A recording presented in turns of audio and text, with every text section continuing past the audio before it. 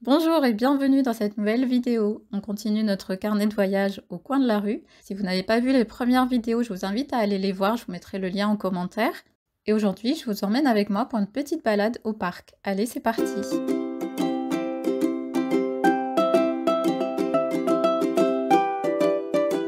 Juste avant de démarrer, bienvenue à tous ceux qui nous rejoignent aujourd'hui. Je suis Anna du blog Mes Carnets d'Aquarelle. Sur le blog et sur la chaîne YouTube, vous pouvez retrouver pas mal d'articles et de vidéos pour vous aider à peindre à l'aquarelle. Vous pouvez également vous inscrire aux ateliers du dimanche et récupérer votre livre gratuit. Je vous mets le lien juste en dessous dans la description.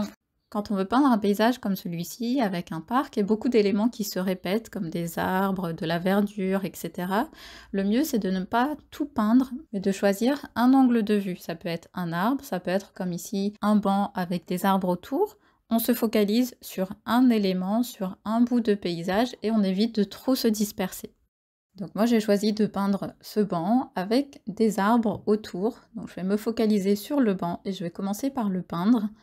Je prends une couleur ocre qui vient se mélanger un petit peu avec les bruns que j'ai déjà sur ma palette. Et je vais peindre le banc. Donc je commence par faire deux petites spirales en forme de S.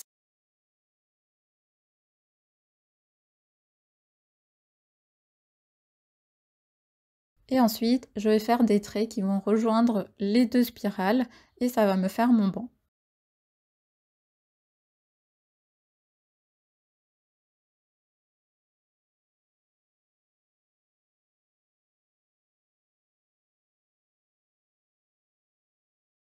Et là, je reprends un petit peu de brun que j'ai sur ma palette et je vais rajouter des zones un peu plus foncées sur le bas de ces traits. Ça va me faire des zones un peu plus ombragées.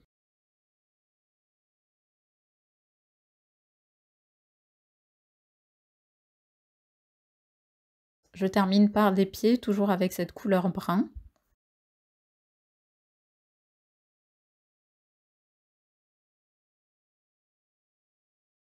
Je vais prendre ensuite du vert, assez chaud et assez proche du jaune, c'est un style de grain vert. Et je vais peindre la verdure juste en dessous du banc. Donc je fais des petits traits rapides. Je fais pas forcément un lavis, donc je laisse des blancs au milieu.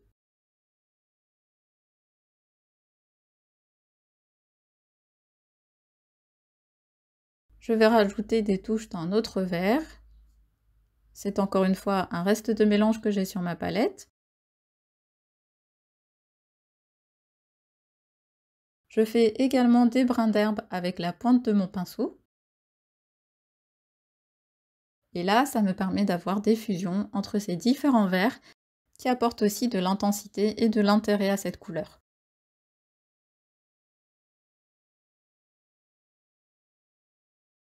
Je vais ensuite attendre que ça sèche complètement et je vais peindre un arbre qui sera situé au premier plan. Donc je vais prendre ici du sépia naturel pour faire le tronc qui sera assez foncé. Je trouve la couleur un peu foncée donc je vais rajouter de l'eau pour la dégrader un petit peu.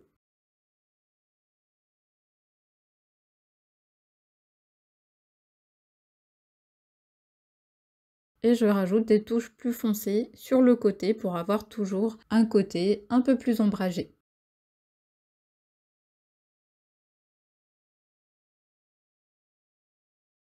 Sur le haut, je vais faire des branches avec la pointe du pinceau.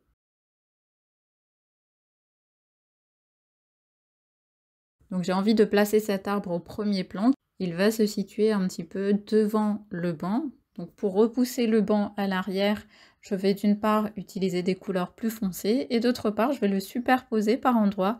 Donc je vais peindre des petites branches qui vont passer au-dessus du banc. Je prends ensuite du vert et je fais les feuilles. Donc je pose complètement le pinceau pour avoir ces feuilles. Et là, je viens encore une fois au-dessus du banc.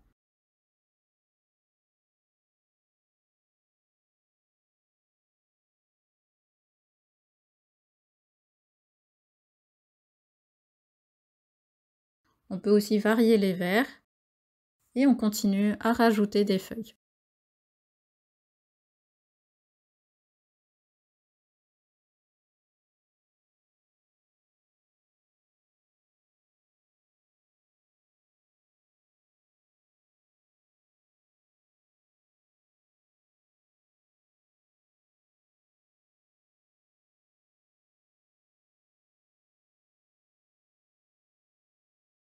De temps en temps, je vais rajouter de l'eau pour apporter des touches plus claires. Et je viens les toucher aux premières feuilles pour avoir ce dégradé.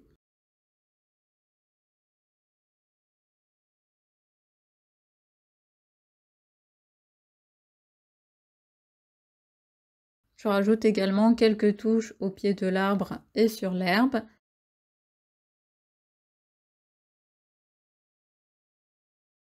Je peins également des brins d'herbe sous l'arbre, toujours avec la pointe du pinceau.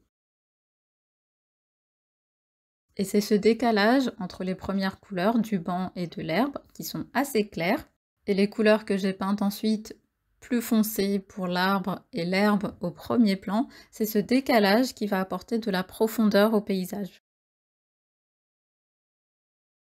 Je termine par quelques projections.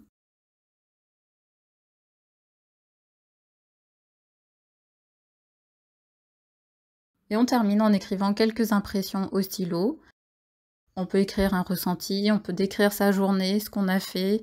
On peut également écrire une citation ou recopier une phrase qu'on a aimée, qu'on a vue quelque part. Vraiment, laissez libre cours à votre imagination. Vous pouvez aussi coller des petits éléments en plus qui vont apporter aussi du relief et de l'intérêt à votre carnet. Donc si vous avez aimé cette vidéo, n'hésitez pas à me laisser un petit commentaire, ça me fait toujours très plaisir. Et je vous retrouve la semaine prochaine pour la suite et la fin de ce carnet.